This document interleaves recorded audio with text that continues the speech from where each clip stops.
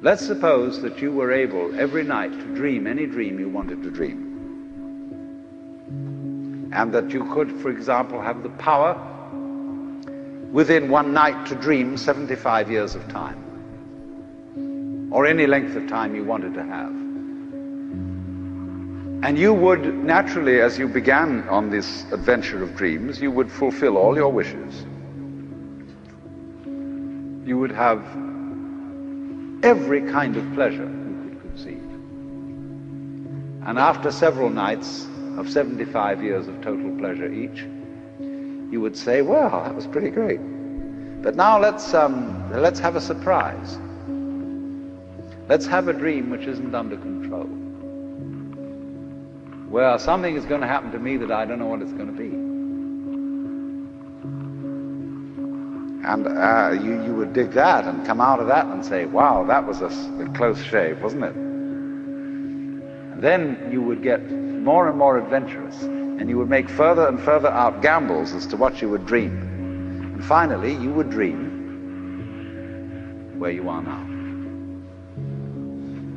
You would dream the dream of living the life that you are actually living today. That would be within the infinite multiplicity of choices you would have, of playing that you weren't God. Because the whole nature of the Godhead, according to this idea, is to play that he's not. The first thing he says to himself is, man, get lost. Because he gives himself away. The nature of love is self-abandonment, not clinging to oneself. Throwing yourself out, as in, for example, in basketball, you're always getting rid of the ball. You say to the other fellow, have a ball. See? And that keeps things moving. That's the nature of life. So in this idea then, everybody is fundamentally the ultimate reality. Not God in a politically kingly sense, but God in the sense of being the self, the deep down basic whatever there is. And you're all that, only you're pretending you're not.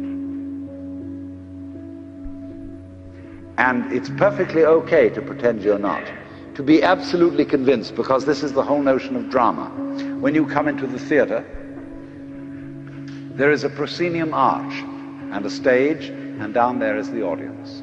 And everybody assumes their seats in the theater and are going to see a comedy, a tragedy, a thriller, or whatever it is. And they all know as they come in and pay their admissions that what is going to happen on the stage is not for real.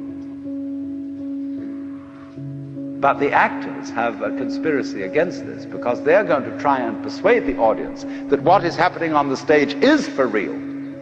They want to get everybody sitting on the edge of their chairs. They want to get you terrified or crying or laughing. Absolutely captivated by the drama. And if a skillful human actor can take in an audience and make people cry, think what the cosmic actor can do. Why, he can take himself in completely. He can play so much for real that he really believes it is. Like you sitting in this room, you think you're really here. Why, you've persuaded yourself that way. You've acted it so damn well that you know this is the real world.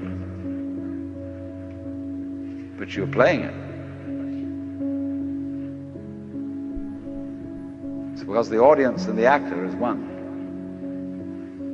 Because behind the stage there's the green room. Off-scene, obscene, where the actors take off their masks. You know that the word person means mask? The persona, which is the mask worn by actors in Greco-Roman drama, because it has a megaphone-type mouth which throws the sound out in an open-air theater. So per through sona, what the sound comes through, that's the mask. How to be a real person. How to be a genuine fake. A mask. So the dramatis personae at the beginning of a play is the list of masks that the actors will wear. And so in the course of forgetting that this life is a drama, the word for the role, the word for the mask, has come to mean who you are genuinely. the person, the proper person. Incidentally, the word parson is derived from the word person. Person of the village, person around town, parson. Funny. So anyway then, this is the drama. I'm not trying to sell you on this idea in the sense of converting you to it. I want you to play with it. I want you to think of its possibilities. I'm not trying to prove it. I'm just putting it forward as a possibility of life to think about.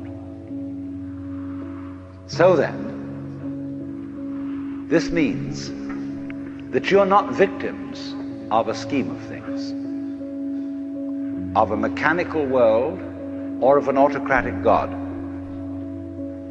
The life you're living is what you have put yourself into. Only you don't admit it because you want to play the game that it's happened to you. In other words, I got mixed up in this world. My parents, I had a father who got hot pants over a girl, and she was my mother.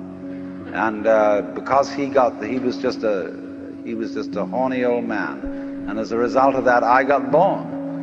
And I blame him for it and say, well, that's your fault. You've got to look after me.